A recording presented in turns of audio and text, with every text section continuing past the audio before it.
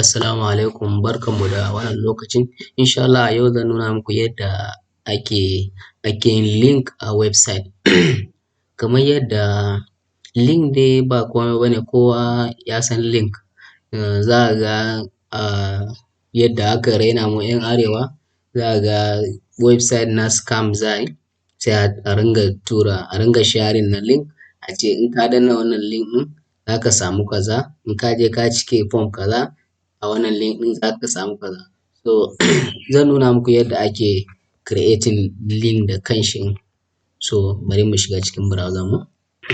So a nan cikin wannan namu, a cikin folder mu mai suna web design crash course, muna da file guda nawa?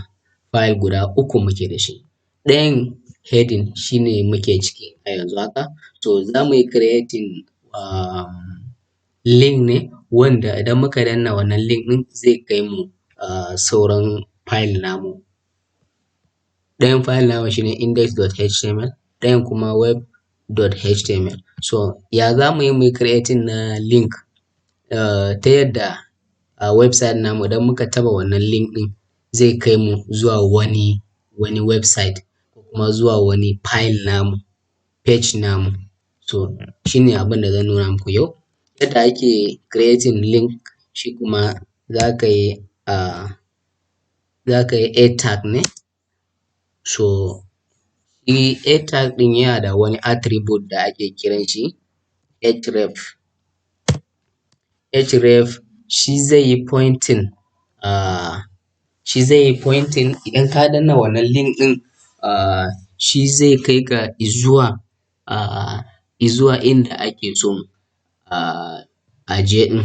Misali, idan muka yi creating wannan link ɗin, so a website namu idan muka danna wannan link ɗin muna so ya kai mu cikin wannan page namu index.html.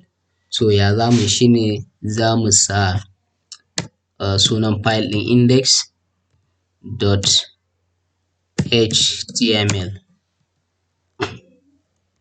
So za mu rufe shi. So a nan tsakanin a tag, open a tag da kuma close a tag nan, a nan za mu sa rubutun da zai yi appearing a website namu, ta yadda shine rubutun da za mu danna ya kai mu wani website ko kuma wani page. So za mu ce alal misali danna nan, ko kuma bari mu yi da turanci mu ce click here. Alal misali mun ce click here. So mu yi saving, mu je cikin browser mu, mu yi refresh. Mun yi refresh ga shi nan a ƙasa muna gani click here. So muna danna nan wajen zai kai mu ɗayan page namu mai suna index.html. So ga shi nan ya kawo mu sunan file namu, ga file namu, sunan file namu. So idan za mu koma wancan page namu, so yanzu bari mu sa wa ɗayan side namu ma link, ta yadda a main side namu idan muka danna link ɗin ya kai mu ɗayan side ɗin, idan muna so mu sake komawa main side ɗin shi wancan ɗin ma a sa mishi link sai ya mayar da mu inda da muke. Yanzu a website namu idan muka danna link ɗin wannan page ɗin yake kawo mu, wannan file ɗin. So bari shi ma mu sa mishi link a nan, sa mishi link sai mu sa sunan page ɗin da muke so ya dawo da mu, shine heading.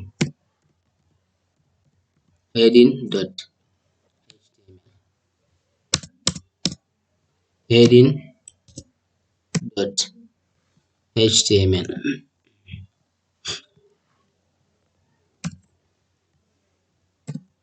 Go back, bari mu sa mishi go back, mu yi saving. Mun zo cikin browser mu,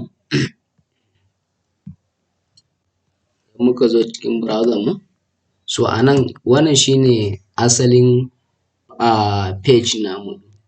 So a ciki akwai link wanda idan muka danna zai kai mu page namu mai suna index.html. Yanzu kamar haka ya kawo mu cikin wannan page namu. So ya za mu yi idan muna so ya komar da mu wancan page namu? Shi ma mun sa mishi link wanda muka sa suna go back. Muna clicking zai kai mu main page namu. So kun gani? Idan na danna nan zai kai ni index, go back zai kawo ni main page. So haka ake aiki da link.